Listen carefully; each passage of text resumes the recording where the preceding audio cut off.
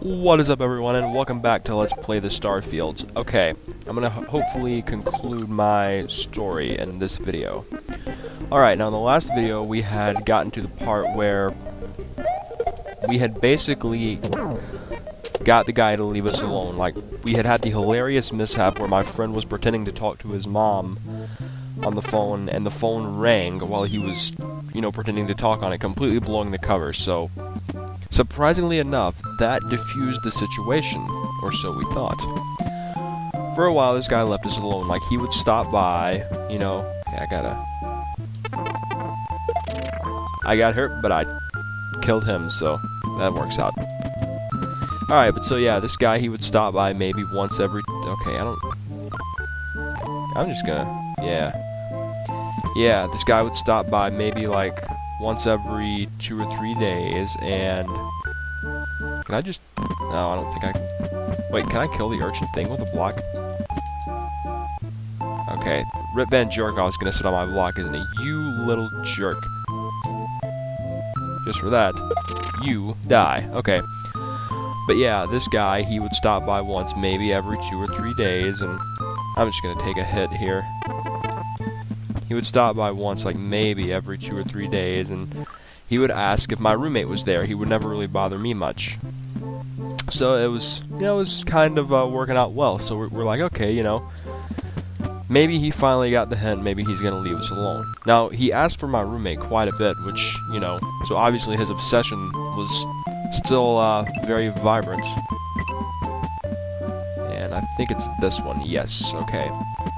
But, yeah, his obsession was still very, vibrant and active, but he toned down his insanity. I'm so not gonna make it.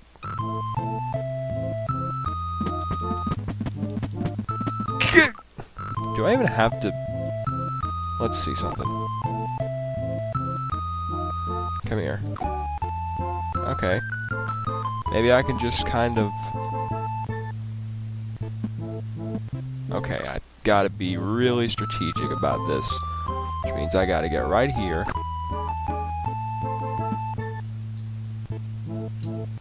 Okay, now 2 of those things are down there. Okay, but anyway, okay, now there's another one over there. But yeah, this guy, he... Well, what the... Does that thing come up here? But yeah, he would stop by, like I said, maybe once every 2 or 3 days, when he was drastically toning down the creepiness. So, even though the guy was obviously, he had a few screws loose, I sorta began to, in a way, sympathize for him. Because I was like, okay, maybe I was too quick to judge him, maybe he was just lonely, maybe he was just looking for some friends or something, and so I was like, okay,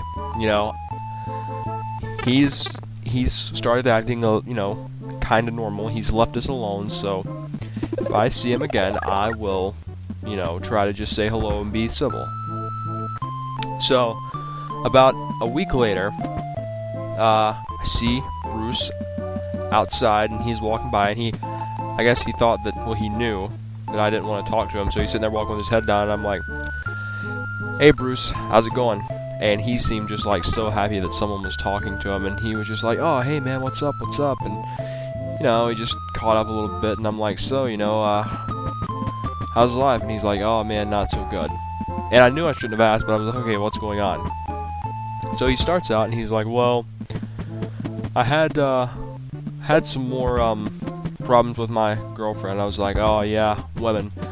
And he's like, yeah, he's like, you mind if I tell you? And I'm like, yeah, go ahead. I may not be able to... Okay, I did. Cool. Oh boy. I did not get through that unscathed. But I was like, yeah, just go ahead and tell me. So, he's like, well, we had an argument, and I was like, okay, that's normal. He's like, yeah, I think she might be cheating on me. I'm like, oh man, I'm sorry, I think we've all been there. It's no fun. He's like, yeah, and he's like, so we had a little altercation, and I'm like, oh man, I don't know how you feel. He's like, there was some yelling, people raised their voices, and I was like, oh man, we all do that at times, don't feel bad. And he's like, yeah, I slapped her right in the mouth, and I was like, whoa, okay, as we play Ludwig's Castle. He was like, yeah, I slapped her right in the mouth, and I was like, that's a really bad thing to do. Like, at that point, I was just like wide-eyed and bewildered that he had gone that far, which, okay, I thought that thing was gonna jump, which I was kind of just, what? Okay. Okay. Troll Thwimp could not kill me again. Oh boy, I didn't even see that up there. Okay. Yeah, but I was like, okay, it's kind of weird, but... And then, of course, he was asking me to come to his prayer meetings and his stuff. A guy who just admitted to, like, slapping a woman in the mouth was asking me to come to prayer meetings. And this is the same guy who was, yeah, who was... the same guy doing all that. So I was like, okay, yeah, this is just... Okay, I'm taking the hit. But yeah, I was obviously pretty freaked out by that. Oh boy. And, yeah, that pretty much sealed the deal for me. Every time after that when I saw him, I would just, like, turn away. But see, here's the thing. I was still trapped in that conversation for a while. So, he was going on and on, he's like, yeah, man. He was like, you know, all my clothes are still over at her place. And my immediate reaction was, you just slapped a woman in the mouth and, you know, you're sitting here concerned about your clothes. And then I was like, okay, well, why don't you just use, why don't you just wear some of the clothes that you have in your room here, in your apartment?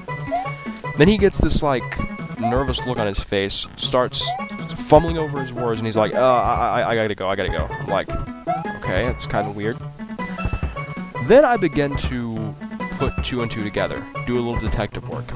This guy, he had never really, like, I mean, I assumed that he, you know, had a room there and everything, but I never, like, heard him talking about the rooms or the facilities. I never, like, anytime he and my roommate would go out to talk, okay, I gotta do this, like, perfect timing. Okay. Okay, I think... Alright. Oh boy. But yeah, like, anytime he would invite my roommate out to talk, they would just go stand outside. They would never, like, go inside a room. But... it just didn't add up, and I was like, now something's off here. Finally, I put two and two together, and I later got this confirmed by someone who was in charge of the complex. This guy, and this is the really creepy part, this guy did not even live at this apartment complex. He did not live there. He was in no way affiliated with anyone there. He just kind of came up and hang around, and somehow he had got his hands on a master key, which is very unsettling, and would go into, like, random empty rooms to have his little prayer meetings, as he called them. So, a guy who was, you know, a domestic abuser and pretty much a psychopath had a master key to an apartment complex that I stayed at, and my friend was nice enough to invite him in the room. Of course, he didn't know at the time, but yeah. That's just, like, to think that he didn't even live there. Like, he just... And we asked people later, like, we asked one of the RAs who was talking about the situation. We're like, you know, was he just here, like, hanging out in the RAs? Like, no one really knows. Like, they saw him on camera going into some rooms with some people, so he evidently had some... Oh, okay, balloon segment, great. So he evidently had some people to have his little prayer meetings with. But that was pretty darn creepy, not gonna lie. Okay, I'm never gonna get this thing in... Oh, it went over there. Okay. But yeah, so that was that, or so I thought.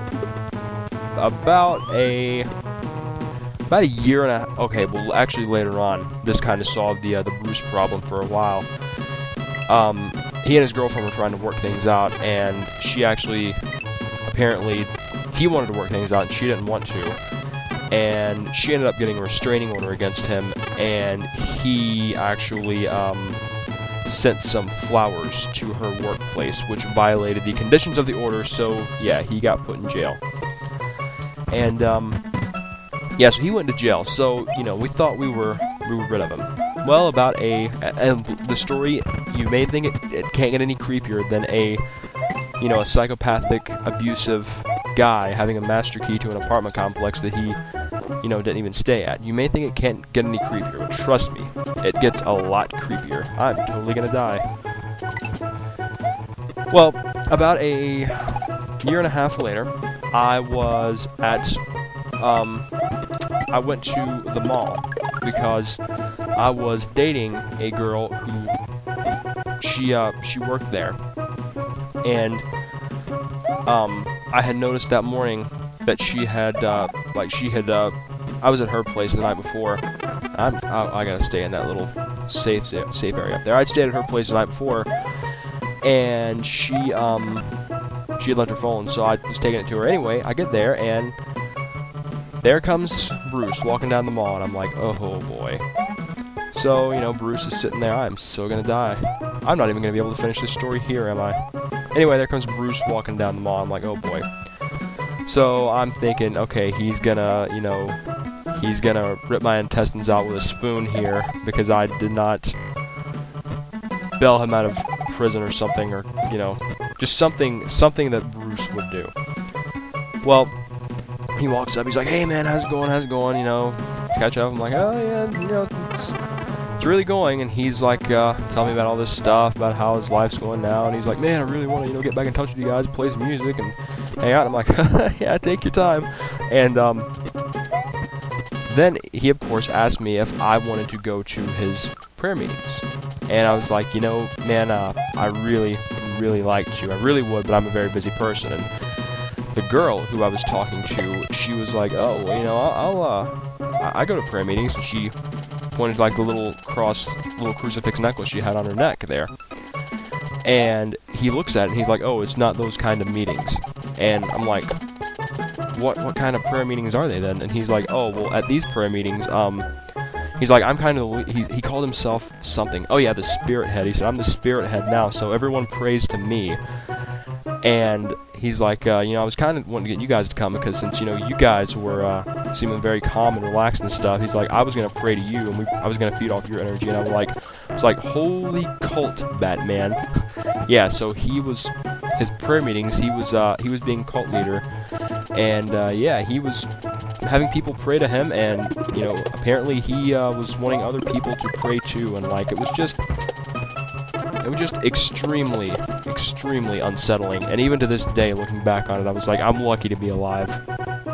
So yeah, and that's, thankfully that's the last time I've seen him so far. You know, he could always pop back up.